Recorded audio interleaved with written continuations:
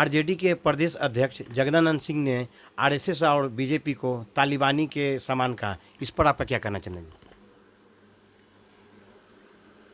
जगदानंद सिंह जो आरजेडी के प्रदेश अध्यक्ष हैं, बहुत ही आदरणीय, सम्मानीय नेता रहे हैं और ईमानदार नेता के रूप में भी जाने जाते हैं और उनका हर लोग सम्मान करता है। मैंने उनका एक स्टेटमेंट सुना है, उन्होंने भाजपा और आरएसएस को तालिबानी कहा है।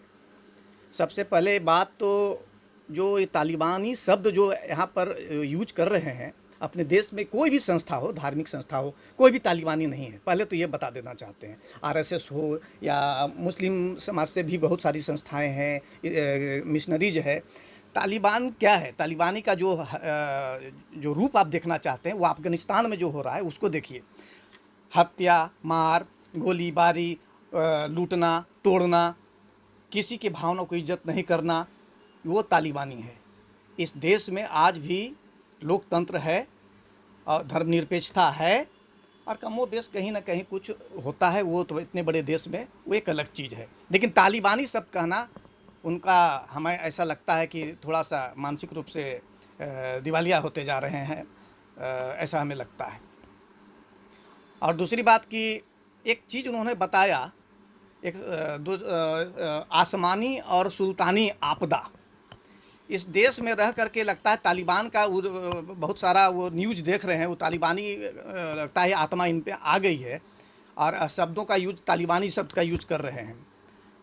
आसमानी आपदा और सुल्तानी आपदा, जबकि इसको ये बोल सकते थे कि ये प्राकृतिक आपदा और अप्राकृतिक आपदा, उसको इस तरीके से बोल सकते थे। वो जहाँ से बनारस हिंदू यूनिवर्सिटी से वो जो बोले कि मैं वहाँ पढ़ा और हाफ पैंट वालों से लड़ा, और उन्होंने ये भी कहा है कि अंग्रेज़ों ने नाम रखा था BHU, बनारस हिंदू यूनिवर्सिटी, और उनको इस पर ऐतराज़ है। अरे उसका अर्थ सीधी सी बात है, बनारस का पुराना नाम हो गया काशी, H से हिंदू, U से यूनिवर्सिटी, काशी हिंदू विश्वविद्यालय।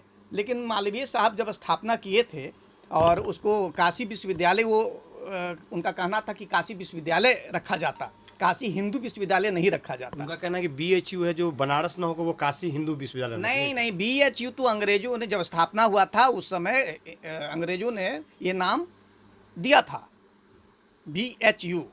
अब हिंदी में उसका जैसे हर जगह पर देखते हैं तो काशी विश्वविद्यालय, उनका कहना है काशी विश्वविद्यालय और काशी हिंदू विश्वविद्यालय नहीं होना चाहिए। उसके लिए उन्होंने हाफ पेंट वालों से लड़ा था, वहीं से ये पढ़कर आए हैं और ये तालिबानी खुद बात बोल रहे हैं।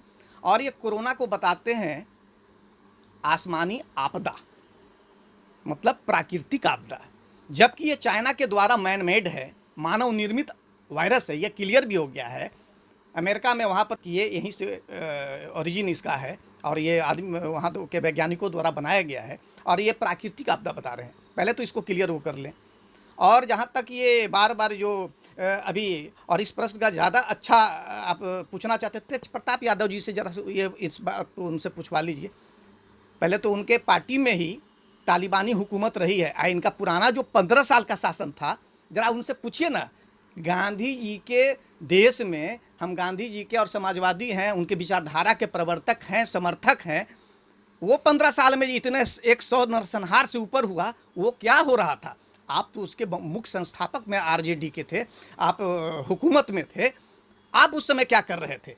जातिगत नरसंहार पूरे देश दुनिया में कहाँ से कहाँ नाम बदनाम हो चुका था, आप क्या कर रहे थे? उसको तालिबानी हुकूमत, उसको आप उसको बोलेंगे कि ये आपको नाम बदल देने से, सोच विचार से तालिबानी हुकूमत हत्या, मार पीट काट, उसके अलावा उसके पास कोई ऑप्शन दूसरा नहीं है। वो लोकतंत्र पर विश्वास नहीं करता है, वो धार्मिक रूप से, शरीयत रूप से वो अपनी सरकार चलाना चाहता है और कब्जा करना चाहता है। वो कभी लोकतंत्र पर विश्वास नहीं किया। की राजनीति कर रहे हैं, वो तुष्टीकरण की राजनीति कर रहे हैं। मैं बता रहा हूँ, उनके आज के उन्हीं की पार्टी में इनकी हैसियत जो है, तेज प्रताप जी अपने चैम्बर में बैठते हैं और वो भी उस चैम्बर में बैठते हैं और दोनों में बातचीत नहीं होती है। आज उनके पार्टी के आकाश यादव जो प्रदेश अध्यक्ष थे, आज लोक जनशक्ति पार्टी में राष्ट्रीय अध्यक्ष हैं।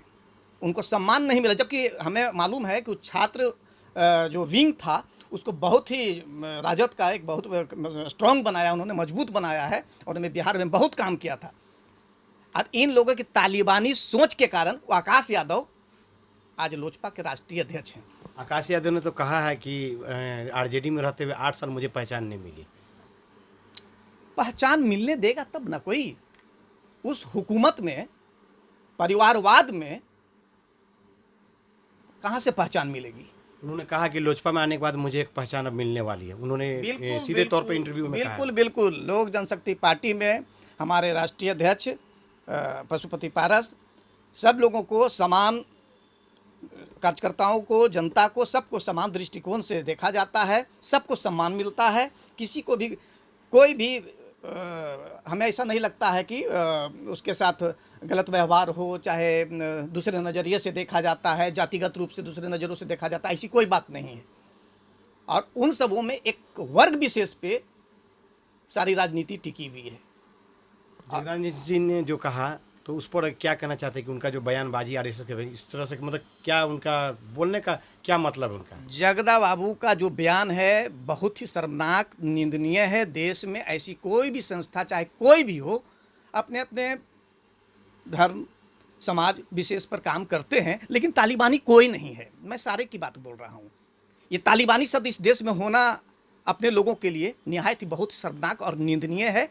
उनको ये वापस लेना चाहिए शब्द को, और खेद व्यक्त करना चाहिए।